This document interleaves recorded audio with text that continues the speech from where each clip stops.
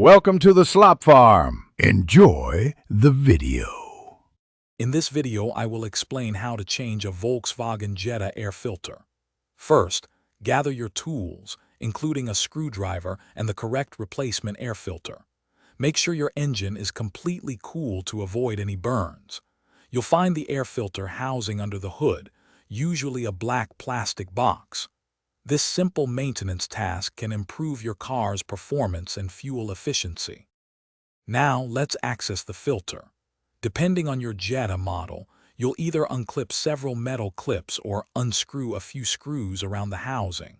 Once the cover is loose, gently lift it to expose the old air filter.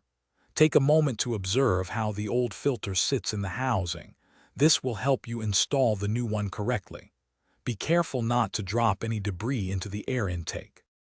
Before installing the new filter, take a moment to wipe out any leaves or debris from inside the air filter housing. Now, carefully place the new air filter into the housing. Make sure it sits flush and securely within its designated slot. The filter should fit snugly without any gaps around the edges. Proper installation ensures optimal filtration and engine protection. Finally, it's time to secure everything. Carefully lower the air filter housing cover back into place. Reattach all the clips or screws you removed earlier, ensuring they are tight and secure. A properly sealed housing prevents unfiltered air from entering the engine.